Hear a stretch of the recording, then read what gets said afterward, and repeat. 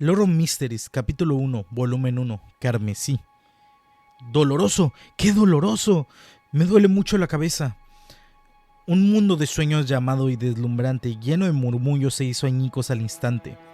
Un profundo dormido, Zhou Mingrui, sintió un anormal dolor punzante en la cabeza, como si alguien le perforara despiadadamente con un palillo una y otra vez. No era más bien como si un objeto afilado la atravesara la sien y luego girara. ¡Ouch! En su estupor, Zhou Mingrui intentó darse vuelta, mirar hacia arriba y sentarse. Sin embargo, era completamente incapaz de mover sus extremidades, como si hubiera perdido el control sobre su cuerpo. Por lo que parece, aún estoy despierto, sigo en un sueño. Quién sabe, quizás la siguiente escena sea de mí pensando que estoy despierto, pero en realidad todavía estoy dormido. Zhou Mingrui, que no era ajeno a situaciones similares, hizo lo posible para concentrarse en escapar de los gritos que le imponían la oscuridad y la confusión. Sin embargo, mientras seguía en su sueño, la voluntad que podía convocar era etérea, como una niebla fugaz. Encontró que le resultaba difícil controlar sus pensamientos y reflexionar. Por mucho que lo intentara, seguía perdiendo la concentración mientras que pensamientos aleatorios surgían en su mente. ¿Por qué iba a tener de repente un dolor de cabeza tan insoportable a mitad de la noche? Y es realmente doloroso. ¿Podría ser algo así como una hemorragia cerebral? ¡Maldición! No me digas que voy a morir joven. Necesito despertarme, ya. ¿Por qué no parece doler tanto como antes? Pero, ¿por qué se sigue sintiendo como un cuchillo sin filo estuviera cortando a través de mi cerebro? Por lo que parece, ya no podré seguir durmiendo. ¿Cómo voy a ir a trabajar mañana? ¿Por qué sigo pensando en el trabajo? Esto es un verdadero dolor de cabeza. Por supuesto que tengo que tomarme el día libre. No tengo que preocuparme por las quejas de mi jefe. O, poniéndolo así, no parece tan malo. Puedo acabar teniendo algo de tiempo libre para mí incluso. Un dolor palpitante inundó a Zhou Mingrui, permitiéndole acumular lentamente fuerza mental hasta que finalmente fue capaz de mover su espalda y abrir sus ojos, por fin liberarse de su sueño. Su visión fue borrosa antes de enfocarse en un tenue rojo carmesí. Todo lo que pudo ver fue una mesa de estudio hecha de madera maciza frente a él. Justo en el centro había un cuaderno abierto de páginas gruesas y amarillas. El título estaba escrito de forma llamativa con una extraña e intensa letra negra. A la izquierda del cuaderno había una pila de libros bien ordenados que sumaban aproximadamente unos 8. En la pared a la derecha había tubos de color blanco grisáceo con lámparas adosadas. Las lámparas tenían un estilo occidental clásico. El tamaño era de la mitad de la cabeza de un adulto, con una capa interior de cristal transparente y una rejilla exterior de metal negro. En diagonal, debajo de la lámpara había un frasco de tinta negro envuelto con un pálido brillo rojo. Su superficie en relieve forma un patrón de un ángel borroso.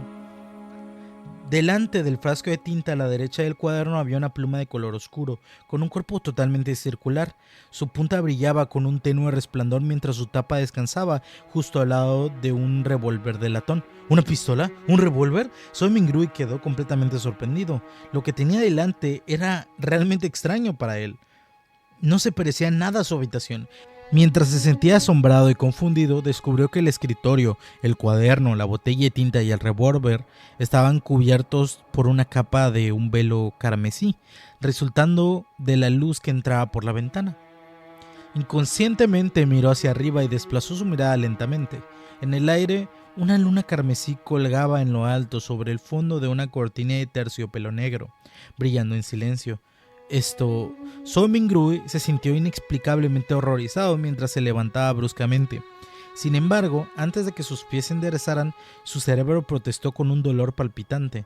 Le hizo perder temporalmente sus fuerzas mientras caía inevitablemente. Sus nalgas se golpearon fuertemente contra la fornida silla de madera. ¡Pah! El dolor hizo poco para detenerlo. Zhou Mingrui volvió a ponerse de pie apoyándose en ella. Se dio la vuelta y nervioso mientras empezaba a evaluar el entorno en el que se encontraba. La habitación no era muy grande, con una puerta marrón a cada lado. Cerca de una pared opuesta había una cama bajo de madera. Entre la cama y la puerta de la izquierda había un armario. Sus dos puertas estaban abiertas y debajo habían 5 cajones. En un lado del armario estaba la misma tubería blanca grisácea de la altura de una persona. Sin embargo, estaba conectada a un extraño dispositivo mecánico, con engranajes y rodamientos expuestos en varios puntos. En la esquina derecha de la habitación, cerca de la mesa, había objetos que parecían cocinas de carbón, junto con ollas de sopa, ollas de hierro y otros utensilios de cocina. Al otro lado de la puerta derecha había un espejo vestidor con 2 grietas. Su fondo era de madera y sus patrones eran simples. Con un barrido de la mirada, Zhou Mingru se vio a sí mismo en el reflejo. Su yo actual, cabello negro, pupilas marrones, una camisa de lino, rasgos finos, aspecto promedio con un contorno bastante profundo. Zhou Mingrui inmediatamente dio un grito ahogado, mientras la confusión y la impotencia surgían en su mente. El revólver del estilo europeo antiguo y la luna carmesí que se veían diferente a la luna de la Tierra solo podían significar una cosa. ¿Transmigré? Zhou Mingru esbozó una sonrisa. Había crecido leyendo novelas web, a lo mucho fantaseando con esas escenas. Sin embargo, por un momento le resultó difícil aceptar la situación cuando se encontró con ello. Eso era probablemente lo que significaba formar parte de una fantasía romántica, ¿verdad? En un instante, Zhou Mingrui había pasado de maldecirse por su situación a tratar de sacarle provecho a las situaciones adversas. Si no fuera por el dolor de cabeza todavía palpitante, que hizo que sus pensamientos fueran dolorosos pero bastante claros, definitivamente habría sospechado que estaba soñando. Cálmate. Después de tomar algunas respiraciones profundas, Zhou Mingrui trabajó duro en no entrar en pánico. En ese momento, mientras su mente y su cuerpo se calmaban, los recuerdos comenzaron a inundar mientras aparecían lentamente en su mente. Klein Morietti, ciudadano del reino de Loen del continente norte, condado de Awa, ciudad de Tingen. También es un recién graduado del Departamento de Historia de la Universidad de Koi. Su padre era un sargento del ejército real que se sacrificó durante el conflicto colonial en el continente sur. El subsidio por duelo le dio a Klein la oportunidad de estudiar en una escuela de idiomas privada y sentó las bases para su admisión en la universidad. Su madre era devota a la diosa de la noche eterna. Falleció el año en que Klein pasó los exámenes de ingreso a la Universidad Koi. También tiene un hermano mayor y una hermana menor. Vivían juntos en un departamento de 2 habitaciones. Su familia no era rica y su situación podría decirse incluso que era deficiente. En la actualidad, la familia era apoyada únicamente por el hermano mayor, que trabajaba en una empresa de importación y exportación como empleado administrativo. Como graduado en historia, Klein comprendió el idioma antiguo Feisak, considerado el origen de todos los idiomas en el continente norte, así como el lenguaje Hermes, que a menudo aparecía en los mausoleos antiguos, así como el texto sobre rituales y sacrificios y oración. ¿La lengua de Hermes?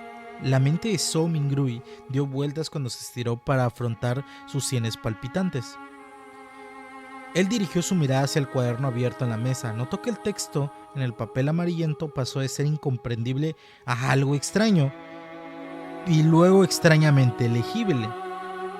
Era un texto escrito en lenguaje Hermes. La tinta oscura decía lo siguiente: todos morirán, incluyéndome a mí. Zhou Mingrui se sintió inexplicablemente horrorizado.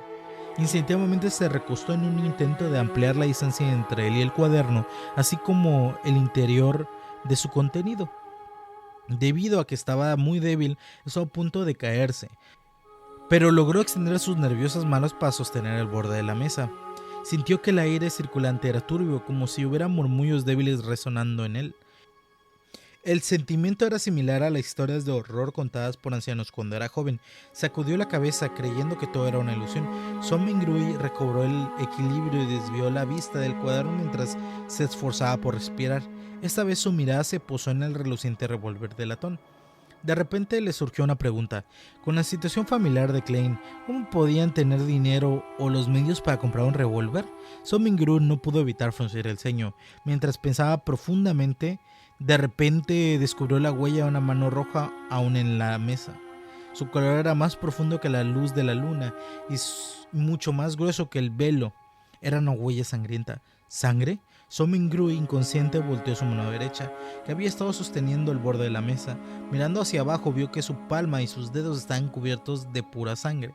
Al mismo tiempo, el dolor palpitante de su cabeza continuó incesantemente, aunque estaba cediendo lentamente.